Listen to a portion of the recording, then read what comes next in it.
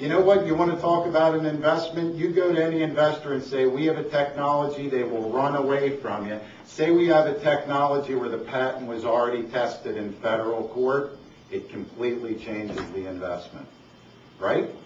Now makes it worth a long-term protection. So these are very valuable things. You know, that brain one, I still don't agree, and I know Dr. Damadian doesn't agree, and we can get into the technicals. I'm not a doctor. I don't even care about it as a business person, nor should you. Somebody wants to make that argument to you, say, okay, you're right. But who's serving the people with back problems the best? Us or somebody else? So if you have an opportunity, how many, when you've only, we have 120 of them out there, let's say, or with orders and everything. How many territories are out there where nobody is getting the benefit? And I know we make the argument you can be at an upright MRI within 2 hours by plane or whatever. I'd like to, for my own thinking, put that aside for a minute. What does that mean as how many territories are open where if you pick blocks of 50-mile radiuses around even second and third markets, don't pick your 25 dominant markets, pick your Columbus as a second market, and maybe a third market would be these kinds of areas where you have a lot of population, but they're not all in one city together. How many of those 50-mile radiuses are not helping people with back pain to the level we know they could be? At least 400. At least 400, just because of the dimensions of the country. Just going by demographics. Right. We have 25 states. We have 25 states that do not have the technology as of yet. Right. Which, you know, should be a goal that we should get those 25 states. And it's totally my goal. That is absolutely a big goal. Yes, Doctor.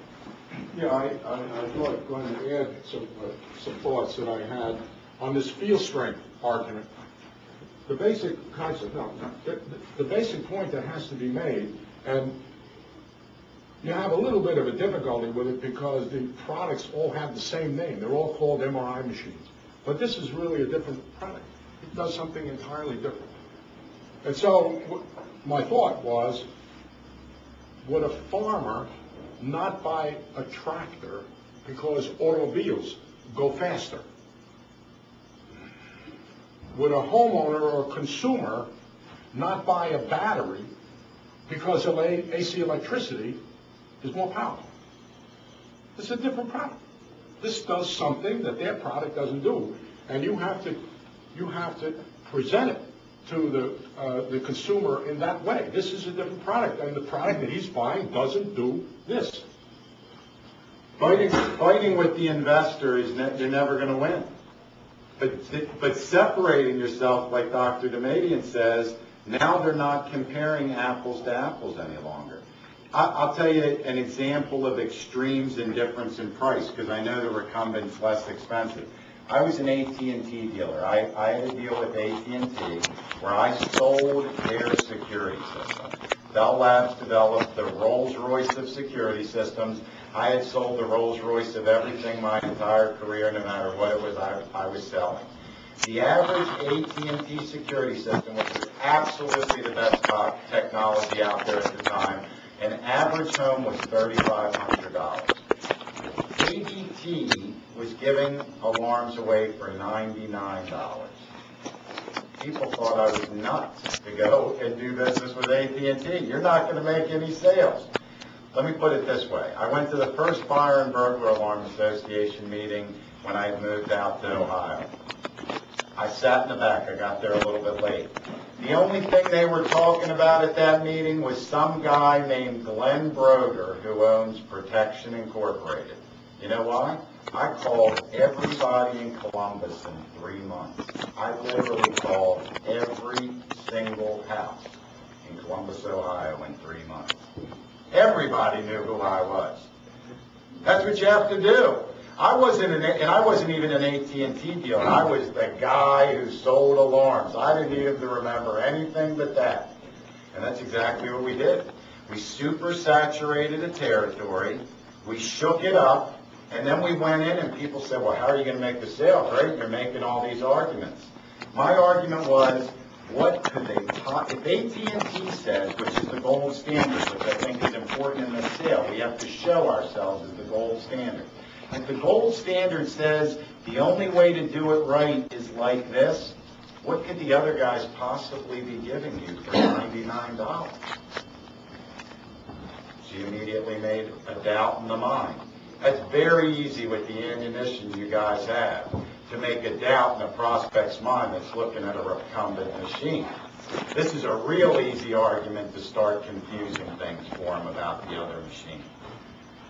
So that's the point. It doesn't matter it's more expensive. It matters that it's so drastically different than everything else that's out there, you can't compare it. Yes, go ahead.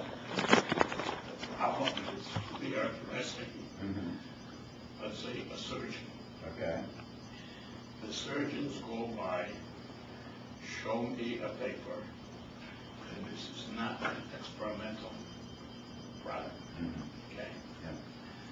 If we had that data, we wouldn't have this problem. We do have the data now, don't we? We have the data from UCLA Right.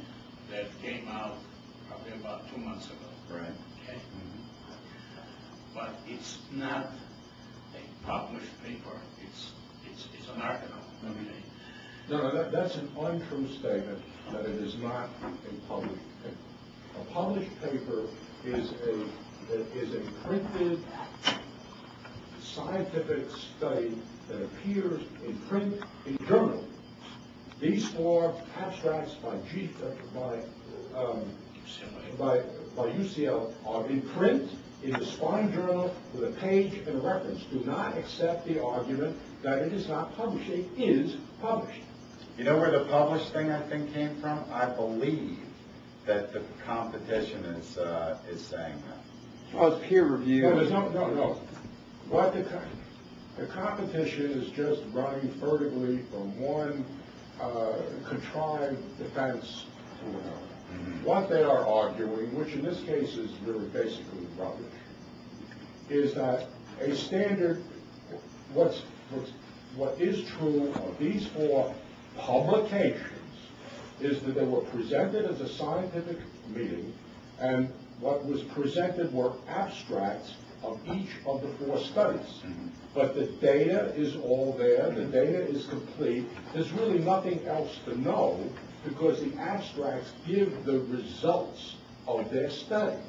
Now what the Big Four are trying to say is it didn't come out in a full-length publication of 15 pages that were reviewed by the peers in a so-called peer review. Right.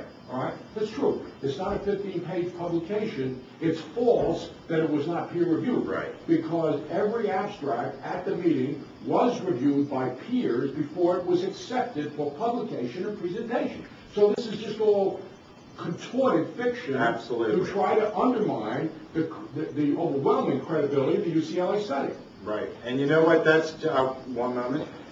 That is absolutely one of the change in perspective everybody needs that we really want to work on today.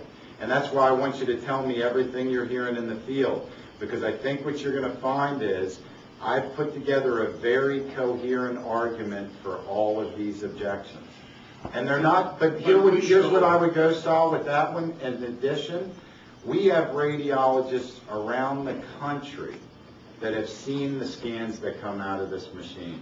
One of the places maybe we should use some of the service we talk about is we should go around the country and get the references. Get the radiologist who's seen the difference to start writing us letters. I've seen it, this was the difference. I've done this, this is the difference. The doctor who owns one, this is why we've done it, where the credibility can come within the group itself. You see, we show the UCLA papers to surgeons. It opens up their eyes. They don't ask any more questions. Right. They accept the data. Correct. And those surgeons buy the system then, or they push for the hospital or the investors in this product. Okay. Yep. The problem is that we don't show it enough. That's the problem. Right. See, now that's the problem. Not